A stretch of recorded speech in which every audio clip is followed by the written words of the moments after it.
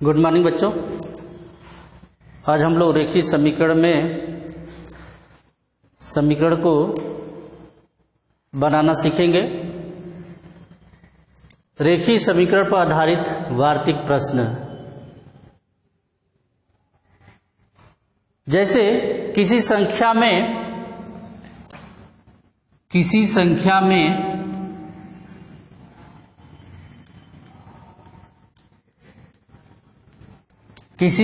में 7 घटाने से शेषफल 13 आता है। 7 घटाने से शेषफल 13 आता है।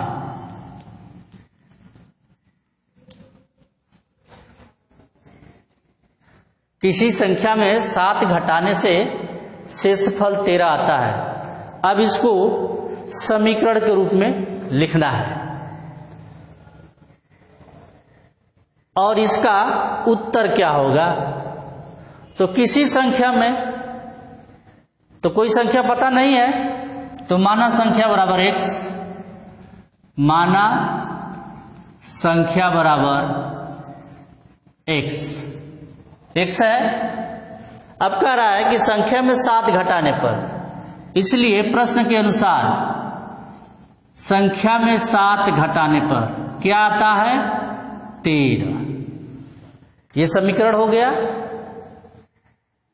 अगर इसका उत्तर देखा जाए, x का मान ज्ञात किया जाए कि वह संख्या कौन सी होगी, तो आप पक्षांतर जानते ही हैं, या x बराबर क्या होगा। पक्षांतर होने पर क्या होता है? चिन्ह बदल जाता है। तो 13 हो जाएगा और यहाँ +7 हो जाएगा, तो x का मान कितना हो जाएगा? 20 हो जाएगा। तो वो संख्या कौन सी होगी? 20 होगी। तो आपको इस तरीके से सवाल लगाने के लिए इस अध्याय में मिलेंगे। दूसरा और एक एग्जाम्पल है, किसी संख्या और 9 का गुणनफल 36 है। किसी संख्या और 9 का गुणनफल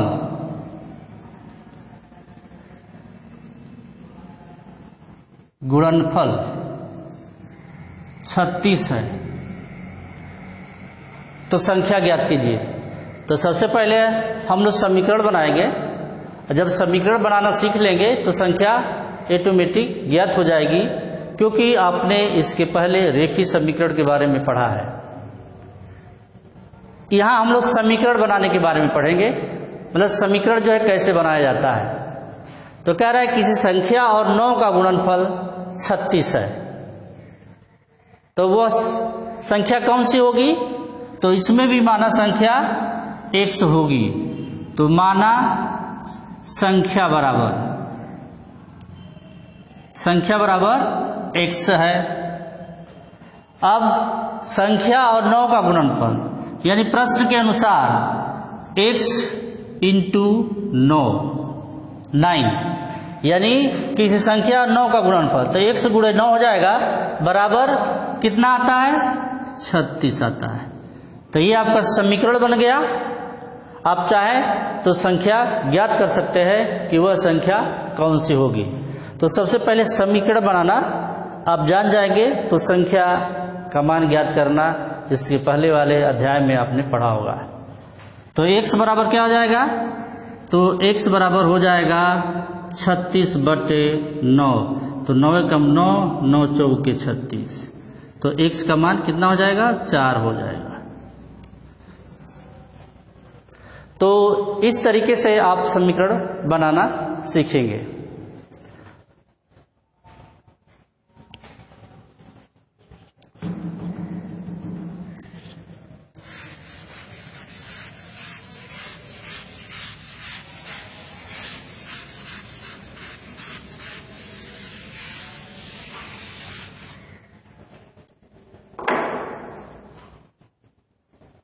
जैसे एक सवाल है, किसी संख्या के 3 गुने किसी संख्या के 3 गुने, किसी संख्या के 3 गुने,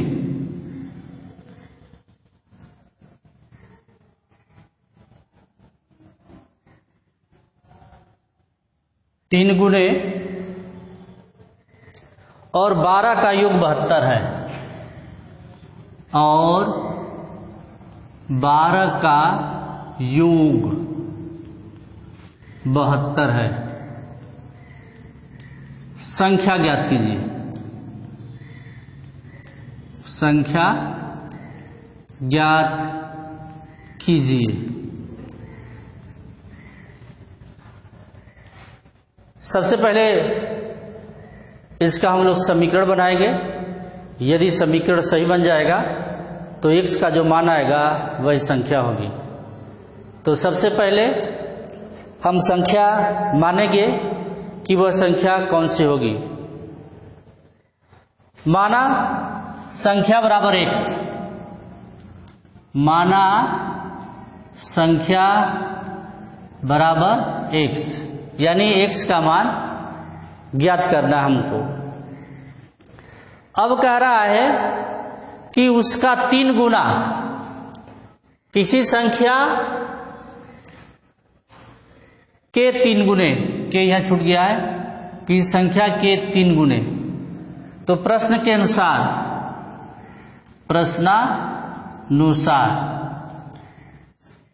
संख्या का 3 गुना, तो संख्या का 3 गुना कितना होगा?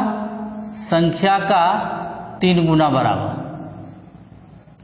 3 गुना बराबर हो जाएगा 3 इंटू एक्स बराबर 3x। 3x हो गया। अब कह रहा है कि किसी संख्या के 3 गुने और 12, तो अब ये भी प्रश्नानुसार है, इसलिए किसी संख्या का 3 गुना और 12 का योग, तो किसी संख्या के 3 गुने और 12 का योग, तो 3x हो गया प्लस 12 बराबर 72। ये हो गया आपका समीकरण। यानी कि किसी संख्या का 3 गुना, तो 3x हो गया, और कह रहा है प्लस 12 का योग, यानी और 12 का योग, तो प्लस 12 कर दिया, का योग कितने के बराबर है? 72 के बराबर है। यानी कि ये हो गया बायां पक्ष, ये हो गया दायां पक्ष, दोनों का मान बराबर है। अब इसमें x का मान ज्ञात करनी है। x का वैल्यू कितनी होगी? तो पक्षांतर करेंगे, जो इसके पहले रेखीय समीकरण के बारे में आप पढ़ चुके हैं। तो या 3x बराबर हो जाएगा 72, ये प्लस है तो इधर माइनस हो जाएगा 12, या 3x बराबर 72 में से 12 घटा देंगे तो 0 हो गया, 7 में से 1 निकल गया, 6 हो गया, या x बराबर हो गया 60/3, तो 3 कम 3, 3 दूना 6, तो जो x का मान होगा वो क्या होगा? 20 होगा। तो वह संख्या कौन सी होगी? जो x का मान होगा, यानी संख्या 20 होगी। तो आज इतना ही। अभ्यास 6C के बारे में जो है कल हम लोग पढ़ेंगे। धन्यवाद।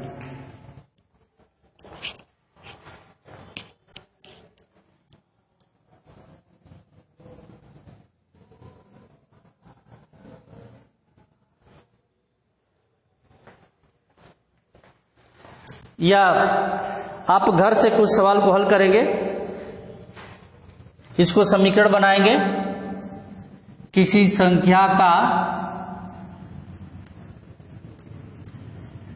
संख्या का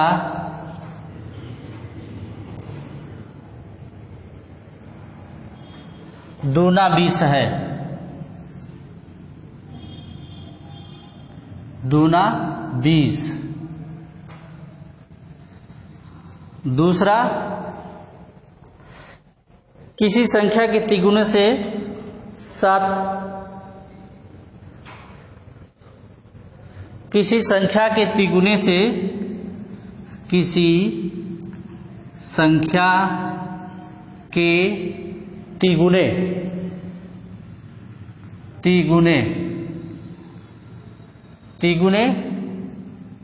से 7 कम 6 है, 7 कम 6 है। ये दोनों का आप जो है रेखीय समीकरण बनाएंगे घर पे। धन्यवाद।